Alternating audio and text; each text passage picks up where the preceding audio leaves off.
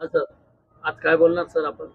काही नाही, आमचे जेवढे ठेवीदार आहे सगळ्यांना एक विनंती, ज्ञानोबा अर्बन पवन संस्थेचे सगळ्यांना विनंती आहे का जास्तीत जास्त लोकांनी यावं. कोणत्या तारखेला येणार? 30 तारखेला किती वाजता? एक 10:30 ते 3 टायमिंग आहे आमचा. मिनिमम 10:30 वाजता सर्वांनी हजर राहावी. कुठे पत्ता वगैरे?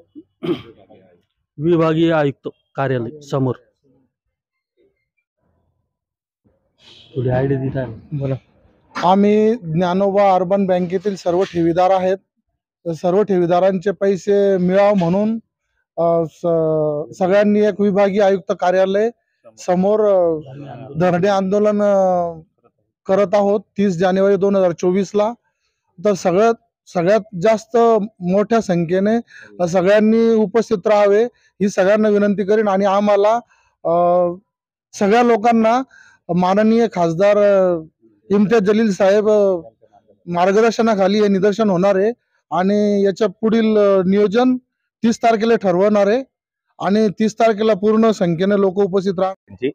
त्यात सर्वांनी मते असं ठरलं की येणाऱ्या 30 तारखेला 30 जानेवारी मंगळवार रोजी सकाळी 11 वाजता विभागीय आयुक्त कार्यालयासमोर भव्य निदर्शने होणार आहे खासदार इम्तियाज जलील साहेब यांच्या नेतृत्वाखाली. त्या नेतृत्वामध्ये ज्ञानोबा अर्बन क्रेडिट सोसायटीचे सर्व बँकेचे सर्व सभासद आपल्या सहपरिवारासह उपस्थित राहणार आहेत. मी त्यांच्या सर्व ठेवीदारांना आपल्या मार्फत विनंती करतो की आता नाही तर कधी नाही, ही तुमची शेवटची लढाई आहे. ही शेवटची लढाई म्हणून आपल्याला लढायची आहे. त्यामुळे सर्व ठेवीदारांना परत एकदा आग्रहाचं आमंत्रण देतो, विनंती करतो की आपण सगळ्यांनी सकाळी 10:30 वाजता आपल्या सहकुटुंब परिवारासहित स्थळ विभागीय आयुक्त कार्यालयासमोरील पेट्रोल पंपासमोरील जागा. धन्यवाद.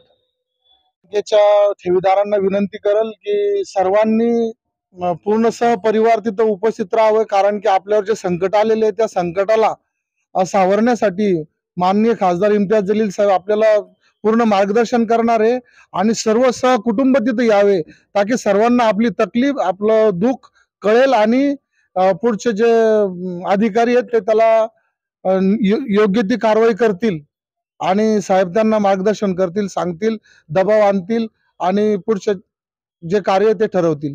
धन्यवाद.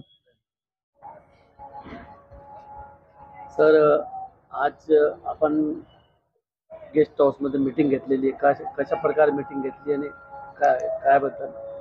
आम्ही ज्ञानोबा अर्बन पतसंस्थेमध्ये काही पैसे ठेवले होते, त्याचे सर्व संचालक मंडळ फरार झालेले आणि त्यांनी आमची फसवणूक केली होती.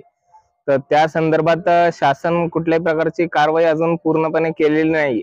मग त्यामध्ये आमचे इन्व्हेस्टर जे आहे सर्व ठेवीदारांचे पैसे परत मिळणे यासाठी आम्ही दिनांक 30 जानेवारीला आम्ही विभागीय आयुक्त कार्यालयासमोर एक धरणे आंदोलन करतो आहे. त्यामध्ये इम्तियाज जलील खासदार साहेब आहेत, त्यांचा आम्हाला पाठिंबा असल्यामुळे आम्ही त्यांना सपोर्ट करून आम्ही तिथे आंदोलन करणार आहे. त्यामध्ये आम्ही सर्व सहभागी होणार आहे.